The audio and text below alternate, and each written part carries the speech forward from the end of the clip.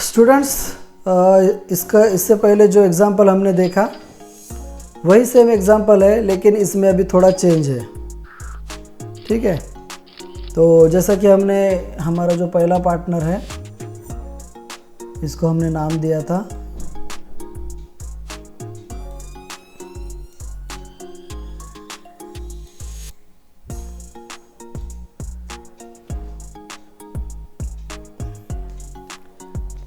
Same example है। अभी यहाँ पे थोड़ा हम इसको चेंज कर रहे हैं। आगे जाने से पहले मैं आपको एक बात बताना चाहता हूँ कि मेरी कोशिश ये है कि आपको ये सारी बेसिक बातें जो है अच्छे तरीके से समझे, और फिर भी अगर आपको नहीं समझ में आता है तो आप मुझसे पूछ सकते हैं। मैं आपके सारे डाउट्स क्लियर करने की कोशिश करूँगा।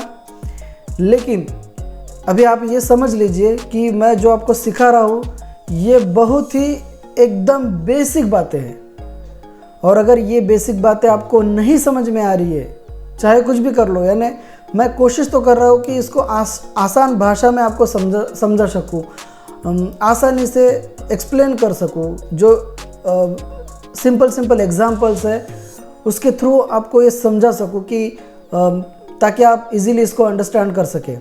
लेकिन आप ये बात पक्की कर लीजिए कि अगर आपको ये बेसिक बातें नहीं समझ में आ रही है किसी भी हालत में, तो आप इस दुनिया का, आप मेरी बात पे गौर कीजिए, इस दुनिया का कोई भी करोड़ों रुपए का कोर्स भी कर लेंगे, या फिर मार्केट का कोई भी एक्सपर्ट अगर होगा जो बोलेगा कि बस मैं ऐसा बोलूँगा और उसी तरीके से मार्केट मूव करेगा, उस एक्सपर्ट के अंडर भी अगर आप ट्रेनिंग लोगे तब भी आपको स्टॉक मार्केट यानी शेयर मार्केट कभी भी समझ में नहीं आएगा। क्यों? क्योंकि आपको शेयर मार्केट की, स्टॉक मार्केट की बेसिक बातें पता होनी चाहिए। बेसिक जो मैं आपको समझाने की कोशिश कर रहा हूँ वो आपको सीखना होगा, आपको समझना होगा। मैं ये नहीं कहता कि मैं ही आपको बेटर बता रहा हूँ, लेकिन जो बेसिक बातें मैं आपको बताने की कोशिश कर रहा हूँ, अगर ये बेसिक बातें आपको ऑलरेडी पता है, या आपको पता है कि इस तरीके से वर्क होता है, या फिर जो मैंने आपको बताया ये कुछ भी आपको नया नहीं है, तो ठीक है, फिर आपको स्टॉक मार्केट ईजी आप समझ जाओगे और आप आगे सक्सेस भी हो जाओगे। लेकिन अगर आप ये बेसिक चीज़ें आपको ऑलरेडी नहीं पता है, आपने कभी सीखा नहीं है, कभी समझा नहीं है, और आपको सीखना भी नहीं है, या फिर कोशिश कर रहे हैं लेकिन आपको कुछ भी समझ में नहीं आ रहा है, तो आप मेरी बात मान लीजिए कि आगे आपको स्टॉक मार्केट कभी नहीं समझेगा, क्योंकि वो यहाँ से बहुत डिफ़िकल्ट होने वाला है। तो इसलिए आपको ये जो बेसिक बातें हैं ये सीखनी बहुत ज़रूरी है और समझनी बहुत ज़रूरी है, ताकि आगे आपको कोई भी दिक्कत ना आए। तो मेरी तो कोशिश है, और मैं होप करता हूँ कि आपको ये सारी बातें समझ में आ जाए। तो अभी जो प्रीवियस एग्जांपल हमने देखा उसमें 2 पार्टनर थे। अभी सेम एग्जांपल है, मुझे बिज़नेस करना है और मेरे बिज़नेस को 1 लाख रुपए की ज़रूरत है। तो मेरे पास 50,000 रुपये नहीं है, तो अभी मैं क्या करूं? तो फिर मुझे ये सोचना है कि मेरे पास कितने रुपए है।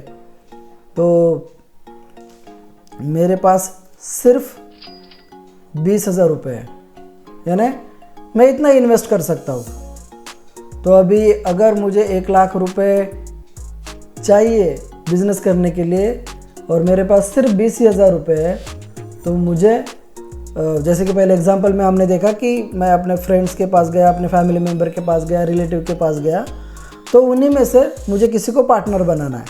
ठीक है, तो अगर मुझे उनको पार्टनर बनाना है तो फिर अभी जैसे पहले एग्जांपल में मेरे पास 50,000 रुपये थे, इसलिए सिर्फ मुझे एक ही पार्टनर की ज़रूरत थी। लेकिन अभी ये एग्जांपल में मेरे पास सिर्फ 20,000 रुपये है, लेकिन बिज़नेस के लिए तो 1 लाख रुपये होना। तो इस वजह से मुझे क्या करना होगा, मुझे पार्टनर बढ़ाने होंगे। तो अभी पार्टनर बढ़ाया मैंने, जो मेरी सेकंड पार्टनर है, जो मेरे बिज़नेस में इन्वेस्ट करना चाहती है, जिसको मैंने अपने बिज़नेस कॉन्सेप्ट बताया, और वो पूरी तरीके से कन्विंस है, और वो समझती है कि हाँ ओके, मैं फुल कन्विंस हूँ, अभी मुझे पता चल गया कि ये बिज़नेस में प्रॉफिट है और मैं इसमें इन्वेस्ट करूँगी, हम मिल के बिज़नेस करते हैं। लेकिन दिक्कत यह है, अभी यहाँ पे दो कंडीशन है। फर्स्ट कंडीशन ये है कि जो मेरी सेकंड पार्टनर है उसके पास भी पैसा नहीं है, तो इसलिए वो भी सिर्फ 20,000 दे सकती है। या फिर दूसरी कंडीशन मैं ये रखूँगा कि मुझे पार्टनर अगर बढ़ाने हैं तो मैं ये रखूँगा कि अगर आपको मेरे बिज़नेस में पार्टनर बनना है तो इसकी फर्स्ट कंडीशन ये होगी कि आपको मिनिमम 20,000 रुपये इन्वेस्टमेंट करना है, तभी आप पार्टनर बन पाओगे। ठीक है, तो ये दो एग्जांपल, दो कंडीशंस मैं आपको बता रहा हूँ कि पहली कंडीशन ये है कि जो मेरी पार्टनर है उसके पास ज़्यादा पैसे नहीं है, इसलिए वो भी सिर्फ 20,000 रुपये दे पाएंगी। या फिर मेरी दूसरी कंडीशन ये हो सकती है कि मैं ये कंडीशन रखूँगा कि अगर आपको मेरे बिज़नेस में पार्टनर बनना है तो आपको मिनिमम 20,000 रुपये इन्वेस्ट करना ही होगा। ठीक है, तो हम दोनों भी कंडीशन को लेके चलते हैं कि मुझे पार्टनर बढ़ाने हैं, और या फिर मैंने बेसिक कंडीशन रखी है कि मिनिमम आपको 20,000 देने हैं। उसके हिसाब से अभी मेरे पास तीसरी पार्टनर आ गई और तीसरी पार्टनर ने भी 20,000 रुपये दिए। फिर चौथी पार्टनर आ गई और उसने भी 20,000 इन्वेस्ट कर दिए। अभी मेरे पास पांचवी पार्टनर आ गई और उसने भी 20,000 इन्वेस्ट कर दिए। अभी सब ने मिलके 20,000 रुपये 20,000 इन्वेस्ट कर दिए, और इसी वजह से ये जो 20,000 है पूरे मिला के अब कितने हो गए, 1 लाख रुपए हो गए। अभी वही कॉन्सेप्ट कि हमने बिज़नेस कर लिया और बिज़नेस को प्रॉफिट हो गया और प्रॉफिट हमने इक्वली शेयर कर दिया। तो अभी ये इक्वली कैसे शेयर करेंगे, जैसे पहले एग्जांपल में हमने देखा कि 50-50%, क्योंकि मैंने 50,000 रुपये लाए थे, 50,000 लाए थे, और मेरी जो पार्टनर थी उसने भी 50,000 लाए थे। तो 50-50% का हमारा इन्वेस्टमेंट था, और हमारा जो प्रॉफिट होगा, जो हम प्रॉफिट को बांटेंगे, वो भी 50-50% ही बांटेंगे। ठीक है, अभी यहाँ पे कंडीशन ऐसी है कि सभी ने 20,000 रुपये लाए, तो अभी ये 20,000 जो है ये जो हो गए, ये 1 लाख रुपए के होते हैं 20%। ठीक है, ये है 20%। तो ये जो मेरे खुद के हो गए 20%, मेरी खुद की इन्वेस्टमेंट हो गई 20%, और ये जो मेरी पार्टनर है सेकंड, इसकी भी हो गई 20%। फिर जो ये थर्ड पार्टनर है उसकी भी हो गए 20%। फिर ये फोर्थ पार्टनर है उसकी भी हो गए 20%, और ये फिर फिफ्थ पार्टनर है इसकी भी हो गए 20%। ओके, तो अभी सबने 20% लाए, 20% ला के ये पूरा 1 लाख का कैपिटल हो गया। 1 लाख में हमने बिज़नेस स्टार्ट किया, और कंपनी को बिज़नेस को हो गया प्रॉफिट, और प्रॉफिट होने के बाद जो भी प्रॉफिट हुआ है ये हम सभी ने 20% बांट लिया। ठीक है, तो ये इसके 20%, ये इसके 20%, ये मेरे 20%, और ये इसके 20%, और ये इसके 20%। तो जितनी हम इन्वेस्टमेंट कर रहे हैं उसी के हिसाब से हमारा प्रॉफिट भी बनेगा। अगर हम 20% इन्वेस्टमेंट कर रहे हैं तो हमें 20% का प्रॉफिट होगा। अगर हम 50% इन्वेस्टमेंट कर रहे हैं तो हमें 50% का प्रॉफिट मिलेगा। ठीक है, तो ये एक स्टैंडर्ड एग्जांपल हमने लिया है 50% का और 20% का, लेकिन ऐसा ज़रूरी नहीं है। हो सकता है कि ये जो मेरी फिफ्थ पार्टनर है उसके पास शायद पैसे कम हो, तो वो शायद कम पैसे देगी। अगर मैं वो स्टैंडर्ड ये नहीं रखता हूँ, क्या बोलते हैं, जो मैंने बताया कि बेसिक कंडीशन कि अगर आपको मेरा बिजनेस पार्टनर बनना है तो आपको मिनिमम 20% इन्वेस्ट करना है, यानी 20,000 आपको इन्वेस्टमेंट करना है। अगर ये कंडीशन मैं नहीं रखता हूँ तो हो सकता है मेरी ये जो पार्टनर है इसके पास सिर्फ 10,000 हो, तो वो सिर्फ 10% ही इन्वेस्ट करेगी, यानी 10,000 ही इन्वेस्ट करेंगी वो। ठीक है, अगर मैं कंडीशन नहीं रखता हूँ। लेकिन अगर मैंने कंडीशन रखी है तो ऑब्वियस है कि उसको 20% ही इन्वेस्ट करना है। तो ठीक है, अगर मैं कंडीशन नहीं रखता हूँ तो हो सकता है इसके पास पैसे हो लेकिन ये 10,000 देना चाहती है, या फिर उसको ऐसा लगता हो कि नहीं, मुझे नहीं लगता कि ये बिज़नेस फ्यूचर में जाके प्रॉफिटेबल हो पाए, तो इस वजह से मैं ज़्यादा इन्वेस्ट नहीं कर सकती, तो मेरे तरफ से मैं सिर्फ 10,000 दूंगी। और ये वाली पार्टनर है, इसको फुल गारंटी है कि हाँ, ये जो बिज़नेस है एकदम प्रॉफिटेबल है और मुझे लगता है कि आगे जाके इसका बहुत मुनाफा होने वाला है। तो मैं एक काम करती हूँ कि ये बिज़नेस में मैं 70% इन्वेस्ट करती हूँ। ठीक है, तो इसने कर दिया 70%, ये पार्टनर ने, और ये पार्टनर ने कर दिया सिर्फ 10%। तो फिर अभी इतना हो गया, तो अभी कितना हो गया, 70 और 10 80 हो गया। तो ये भी फिर यहाँ पे परसेंटेज कम ज़्यादा हो जाएंगे। ठीक है, आई होप कि ये एग्जांपल आपको समझ में आ रहा है कि पहली कंडीशन मैंने क्या रखी है कि अगर आपको मेरे बिज़नेस का पार्टनर बनना है तो सबको मिनिमम 20,000 रुपये, 20,000 रुपीज़ इन्वेस्ट करना है। ठीक है, अगर मैं ये बेसिक कंडीशन नहीं रखता हूँ 20,000 वाली, तो जितने भी पार्टनर के मेरे पास जाता हूँ तो वो पार्टनर अपने हिसाब से इन्वेस्ट करेगा। जैसे ये पार्टनर को लगा कि बिज़नेस उतना प्रॉफिटेबल नहीं है तो वो 10,000 ही इन्वेस्ट करेंगी, और इसको लगता है कि हाँ ये बिज़नेस प्रॉफिटेबल है तो वो शायद 70% इन्वेस्ट करेगी। तो इसी हिसाब से ये जो परसेंटेज है ये कम ज़्यादा हो सकते हैं। लेकिन अगर मैं स्टैंडर्ड ये रखता हूँ कि अगर आपको 20,000 मिनिमम इन्वेस्ट करना ही है तो फिर सबके हिस्से में 20% ही आएंगे। ठीक है, आई होप कि ये आपको एग्जाम्पल समझ में आ गया। तो अभी हम नेक्स्ट एग्जाम्पल की तरफ जाते हैं। नेक्स्ट एग्जाम्पल भी सेम ही है लेकिन उसमें थोड़ा भी चेंज है।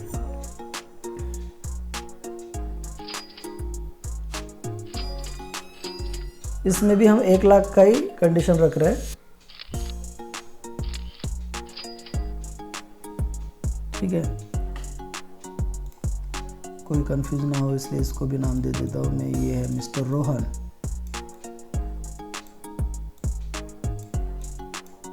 ठीक है,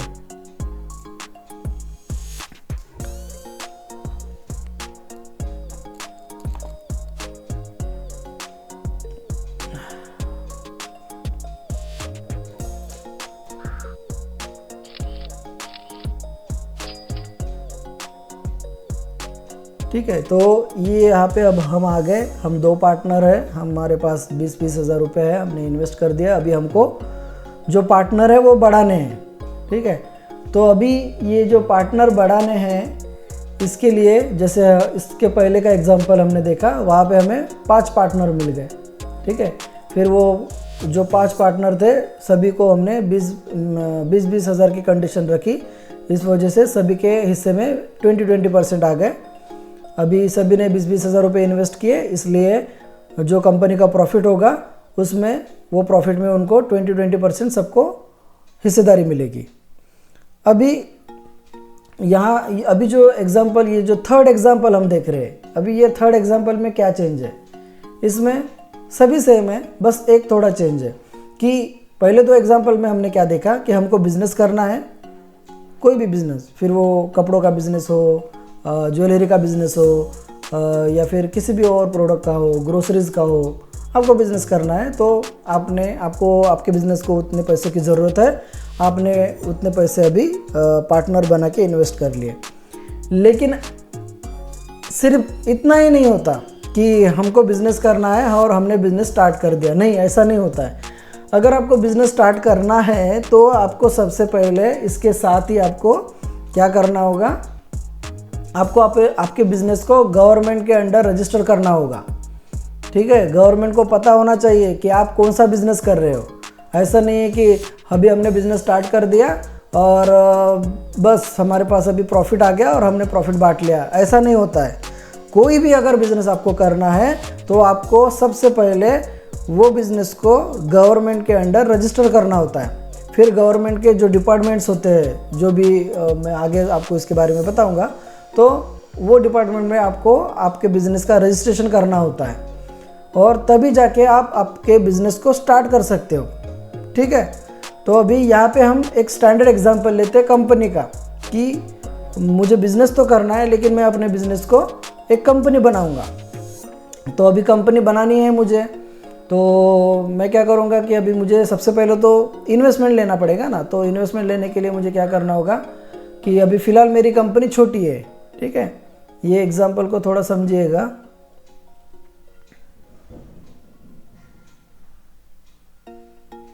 कि अभी मेरी कंपनी फ़िलहाल छोटी है,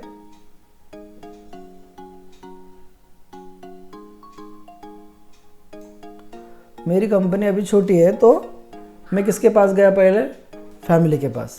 उनको बताया कि ऐसा ऐसा मेरा बिज़नेस कॉन्सेप्ट है कि आप इन्वेस्ट करोगे क्या।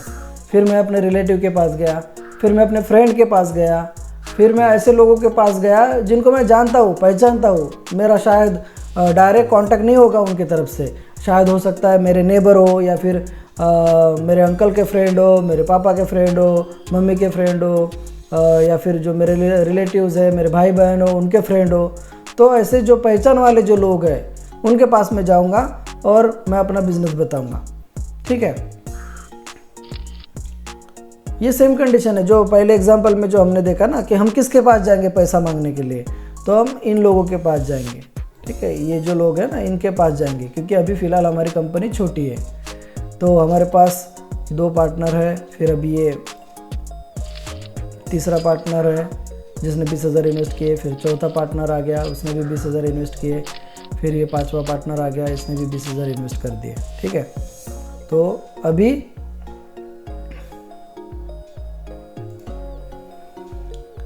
हमारा बिजनेस स्टार्ट हो जाएगा। लेकिन जैसा कि मैंने पहले आपको बताया कि हमको अगर कोई बिज़नेस करना है तो हमें गवर्नमेंट के अंडर अपने बिज़नेस को रजिस्टर करना होता है।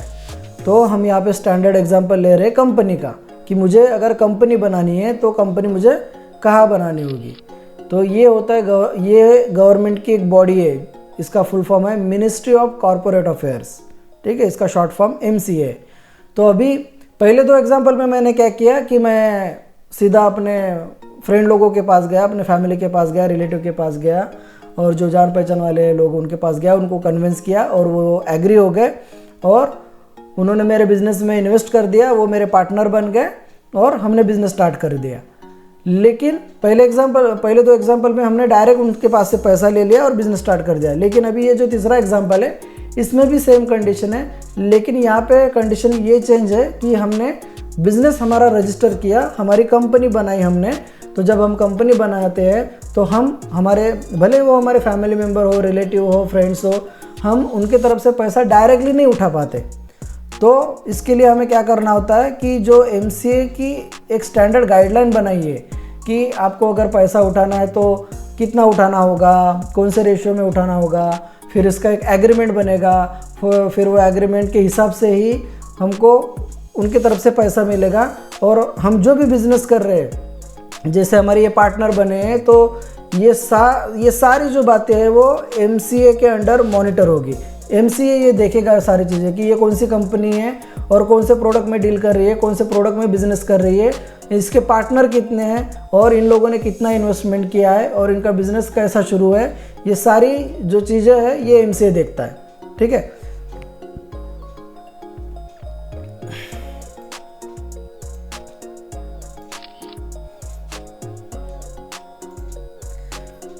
अब जब हमने पार्टनर बनाए तो पार्टनर के तरफ से हमने क्या किया कि पैसे ले लिए। अब पैसे तो ले लिए, तो अभी पार्टनर को ये भी तो सिक्योरिटी हो ना, गारंटी हो ना कि मैंने पैसे तो दे दिए, कल चल के अगर बिज़नेस डूब गया या फिर मेरे पैसे डूब गए तो फिर इसकी गारंटी क्या कि मैंने क्यों इन्वेस्ट किया, ठीक है। तो ये बात हमेशा ध्यान में रखिए कि जब आप बिज़नेस कर रहे हैं तो बिज़नेस में प्रॉफिट और लॉस ये दोनों चीज़ें बनी रहती है। ऐसा कोई भी बिज़नेस नहीं है दुनिया में कि आप बिज़नेस चालू कर दिया और आप बोले कि इसमें 100% बिल्कुल प्रॉफिट होगा, ये बिज़नेस कभी लॉस में जा ही नहीं सकता। ऐसा कोई भी दुनिया में बिज़नेस बना ही नहीं है, ठीक है। तो ये बात आप समझ के चलिए कि अगर आप कोई भी छोटा बिज़नेस चालू कीजिए या बड़ा बिज़नेस चालू कीजिए, हर बिज़नेस में प्रॉफिट और लॉस ये दोनों बातें होती ही है। कितना प्रॉफिट हो गया, कितना लॉस हो गया, शायद लॉस ज़्यादा हो गया तो प्रॉफिट कम हो गया, शायद प्रॉफिट ज़्यादा हो गया तो लॉस कम हो जाएगा। तो ये बातें रहती है। तो इसलिए जब हम पार्टनर बनते हैं, ठीक है, तो जिस तरीके से मैंने पहले एग्जांपल में बताया कि 50% पार्टनर, जो 50% अमाउंट इन्वेस्ट की इसलिए वो 50% के पार्टनर बन गए। अब ये दूसरा और तीसरा एग्जांपल देखें जिसमें हमने देखा कि सभी लोगों ने 20-20 हज़ार रुपये 20,000 इन्वेस्ट किए, इस वजह से सारे लोग 20% पार्टनर बन गए, और जब हम इनको प्रॉफिट देंगे तो इनको 20% के हिसाब से प्रॉफिट देंगे। ठीक है, तो इसमें एग्रीमेंट बनता है। तो ये जो 20% है, हम जब कंपनी को प्रॉफिट होगा, हमारे बिजनेस को जब प्रॉफिट होगा, कंपनी को जब प्रॉफिट होगा, तभी हम 20% हम हमारे जो पार्टनर्स हैं उनको हम देंगे। तो जब वो लोग हमारे कंपनी में, हमारे बिजनेस में इन्वेस्ट करते हैं तो हम एक एग्रीमेंट करते हैं। ठीक है, और वो एग्रीमेंट में मेंशन रहता है कि अगर आप हमारे पार्टनर बन रहे हैं तो हम आपकी तरफ से इतने रुपए एज ए इन्वेस्टमेंट ले रहे हैं, और इस इन्वेस्टमेंट के अगेंस्ट में हम आपको कंपनी के शेयर्स दे रहे हैं। अब ये शेयर्स क्या होते हैं ये मैं आपको आगे बताऊंगा। ठीक है, तो अभी फ़िलहाल के लिए इतना समझ लीजिए कि जब हम इन्वेस्टमेंट ले रहे हैं तो हम उसके अगेंस्ट में हमारे जो पार्टनर है उनको शेयर्स दे रहे हैं, और ये जो शेयर्स हम दे रहे हैं तो एक डीमैट अकाउंट होता है। अब ये डीमैट अकाउंट क्या है ये भी हम आगे में देखेंगे, लेकिन अभी फ़िलहाल के लिए समझ लीजिए कि एक जो अपना बैंक का जो सेविंग अकाउंट होता है उसी के जैसा ही एक डीमैट अकाउंट होता है। तो जब हम एग्रीमेंट करते हैं और हमारे पार्टनर से पैसे लेते हैं तब हम उनको शेयर्स देते हैं, और ये शेयर्स जो डीमैट अकाउंट होता है वो डीमैट अकाउंट में जमा नहीं कर सकते हम। ठीक है, अभी इसका जो नेक्स्ट एग्जाम्पल है उसमें मैं बताऊंगा। तो अभी ये जो थर्ड एग्जाम्पल है इसमें हम हमारे जो पार्टनर्स हैं उनको शेयर्स दे रहे हैं, लेकिन ये शेयर्स एक एग्रीमेंट के फॉर्म में होंगे उनकी तरफ। हम वो शेयर्स उनको डीमैट अकाउंट में नहीं देंगे, क्योंकि अभी हमारी कंपनी क्या है, हमारी कंपनी छोटी है। हमारी कंपनी छोटी होने के कारण हम डीमैट अकाउंट का यूज़ नहीं कर सकते। ठीक है, आई होप कि अभी ये आपको समझ में आ गया है कि हमारे इतने पार्टनर हैं, सभी की तरफ से हमने 20-20 हज़ार रुपये ले। अच्छा, ये जो मैं आपको ये बोल रहा था कि शेयर्स क्या है ये मैं आपको बताता हूँ, ये आगे मैं बताता हूँ, लेकिन फिर भी आप समझ लीजिए कि चलो ठीक है मैं आगे में बताता हूँ, अभी नहीं बताता, ये थोड़ा फिर आपको कन्फ्यूजन हो जाएगा इसमें। ठीक है, तो अभी फ़िलहाल के लिए इतना मान लीजिए, ये समझ लीजिए कि हमारे पास 5 पार्टनर हैं, और हमने ये 5 पार्टनर से हमने इन्वेस्टमेंट ले ली, और हमारा एग्रीमेंट बन गया, और एग्रीमेंट में हमने लिख दिया कि आपने हमारे कंपनी में इतना इन्वेस्ट कर दिया है, और इसके अगेंस्ट में हम आपको इतना शेयर्स दे रहे हैं, और ये शेयर्स डीमैट अकाउंट में नहीं रहेंगे। और ये जो सारी प्रोसेस है एमसीए के अकॉर्डिंग होगी। एमसीए ने जो गाइडलाइन बनाई है उनका जो फॉर्मेट रहेगा उसी के हिसाब से सारी प्रोसेस होगी। तो पहले जो 2 एग्जाम्पल थे उस एग्जाम्पल में हमने डायरेक्ट पैसे ले लिए और डायरेक्ट हमने बिजनेस स्टार्ट कर दिया, लेकिन अभी ये जो तीसरी जो कंडीशन है, तीसरी कंडीशन में हमने हमारा बिजनेस गवर्नमेंट के अंडर रजिस्टर किया, एमसीए के अंडर रजिस्टर किया, तो उनके हिसाब से ही सारी प्रोसेस होगी, और उनके रूल्स के हिसाब से ही हम पैसे ले सकते हैं। अपने मन से हम कुछ भी नहीं कर सकते।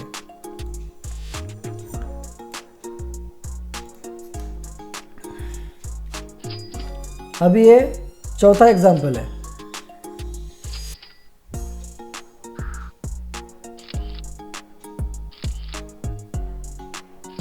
इसमें भी सेम ही कंडीशन है। ठीक है, इसमें भी मैं अपना ही नाम रख देता हूँ, ये मैं हूँ।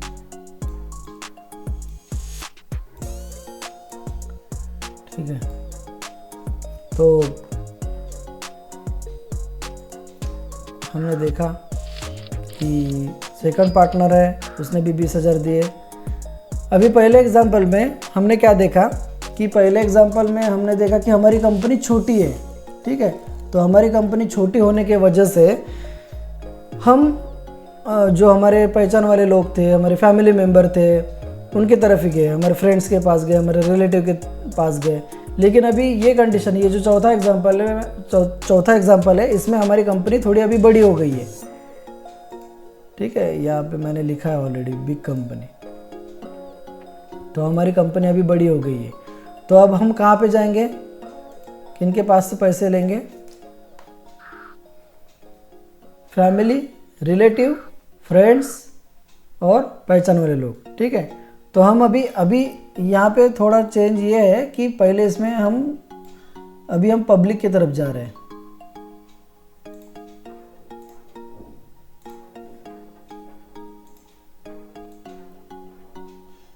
क्योंकि हमारी कंपनी अभी,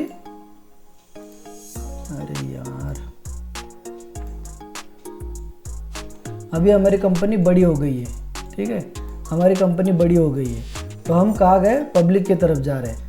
तो पब्लिक की तरफ जाने के बाद अभी पब्लिक का मतलब आप ये नहीं बोल सकते कि अभी पब्लिक यानी फैमिली मेम्बर, रिलेटिव, फ्रेंड्स जिनको हम पहचानते, ये लोग पब्लिक में नहीं आते, ऐसा नहीं है, ठीक है, ये लोग भी पब्लिक में ही आते हैं। तो इसलिए जब हम बिज़नेस स्टार्ट करेंगे तो जैसे पहले एग्जांपल में हमने देखा कि फैमिली मेम्बर के पास गए, रिलेटिव के पास गए, फ्रेंड के पास गए, जान पहचान वाले लोग हैं उनके पास गए, लेकिन अभी हम पब्लिक के पास भी जा रहे हैं। तो पब्लिक के पास जाने के लिए हम ऐसे लोगों के पास जा रहे हैं जिनको हम नहीं पहचानते, ठीक है, जो जनरल पब्लिक है उनके पास हम जा रहे हैं। हमने कभी बातचीत नहीं की, हम किसी को पहचानते नहीं, ऐसे लोग हैं, ठीक है। तो अभी पहले एग्जांपल में हमारी कंपनी छोटी थी, तो हम इस वजह से बस हमारे फैमिली मेम्बर, रिलेटिव, फ्रेंड्स और जो जान पहचान वाले लोग थे उनके तरफ गए। लेकिन अभी हमारी कंपनी बड़ी हो गई है, तो हमें अभी पब्लिक के पास जाना है। पब्लिक यानी ऐसे लोग जिनको हम नहीं पहचानते, जिनसे हमने कभी बातचीत नहीं की है। तो पब्लिक में ये सारे लोग आ गए, ठीक है। तो इनके पास हम जाएंगे और उनको बिजनेस के बारे में बताएंगे। अभी ये लोग कन्विंस हो गए, ठीक है, ये लोग कन्विंस हो गए और इन्होंने हमारे बिजनेस में इन्वेस्टमेंट करने के लिए रेडी भी हो गए। लेकिन जो पब्लिक है, जो पब्लिक के पास जा रहे, जिनको हम नहीं पहचानते, उनके पास तो हम नहीं जा सकते, या फिर उनको हम जाके कन्विंस नहीं कर सकते। कहाँ पे जाएंगे, किसको मिलेंगे, कि उनको बताएंगे कि आओ और हमारे कंपनी में इन्वेस्टमेंट करो, ठीक है। तो इसकी भी एक प्रोसेस होती है। तो वो प्रोसेस क्या होती है वो भी हम आगे में पढ़ेंगे। अभी फ़िलहाल के लिए हमको ये जो छोटे एग्जाम्पल है इसको समझना है, ठीक है। तो हमारे पास फिर से नए पार्टनर आ गए। नए पार्टनर ने वही सेम एग्जाम्पल है, ठीक है। और जैसा कि मैंने थर्ड एग्जांपल था, इसके प्रीवियस वाला एग्जांपल, उसमें हमने बताया कि अभी एमसीए का रोल आ गया। क्यों? क्योंकि हमने कंपनी रजिस्टर की गवर्नमेंट के अंडर। अभी हम क्या हो गया, पहले केस में क्या हो गया कि पहले केस में हम हमारे जो पहचान वाले लोग थे, इतने ही लोग, उनके पास गए, तो सिर्फ एमसीए का ही रोल था, ठीक है। लेकिन अभी हम ऐसे लोगों के पास जा रहे हैं जिनको हम नहीं पहचानते।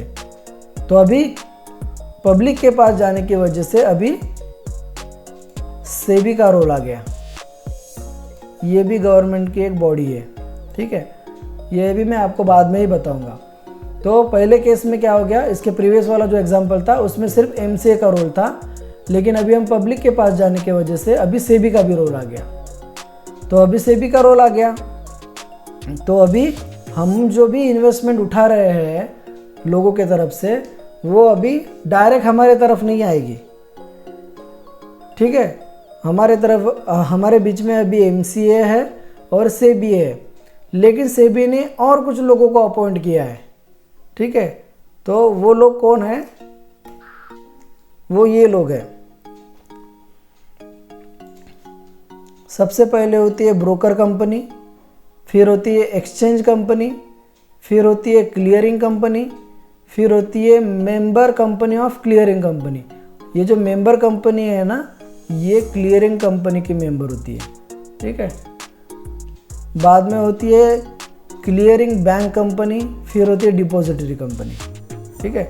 तो ये एक पूरा सिस्टम बनाया हुआ है सेबी ने, तो इसके थ्रू ही हमारे पास पैसा आ सकता है। अभी यहाँ पे आप थोड़ा कंफ्यूज मत होइए, क्योंकि जैसे मैंने यहाँ पे लिखा है 1 2 3 4 और यहाँ पे भी 5 है और यहाँ पे भी 5 है। तो ये मैंने इसलिए लिखा है क्योंकि 1 2 3 4 ये लेवल्स है, यानी ये फर्स्ट लेवल हो गई, ये सेकंड लेवल हो गई, फिर ये थर्ड लेवल हो गई, ये फोर्थ लेवल हो गई, और फिर ये फिफ्थ लेवल है।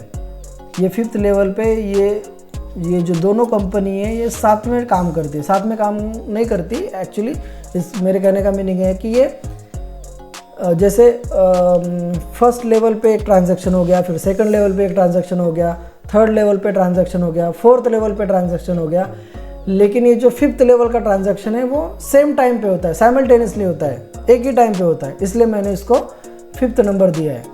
इसमें कन्फ्यूजन ना हो इसलिए, तो ये फिफ्थ लेवल का जो ट्रांजैक्शन होता है ये सेम टाइम पे होता है, इसलिए इसको मैंने फिफ्थ नंबर दिया है। ठीक है, तो यहाँ पे हमें क्या चीज़ समझनी है, यहाँ पे हमें ये समझना है कि पहले जो 2 एग्जाम्पल थे वहाँ पे हमारा मीडिएटर कोई नहीं था।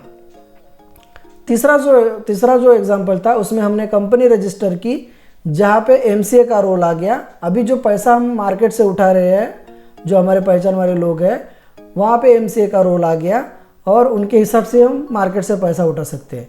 अभी ये जो चौथा एग्जाम्पल है, चौथा एग्जाम्पल इसलिए बना है कि यहाँ पे हम ऐसे लोगों से पैसा उठा रहे हैं जिनको हम नहीं पहचानते, हम कभी उनसे मिले नहीं हैं।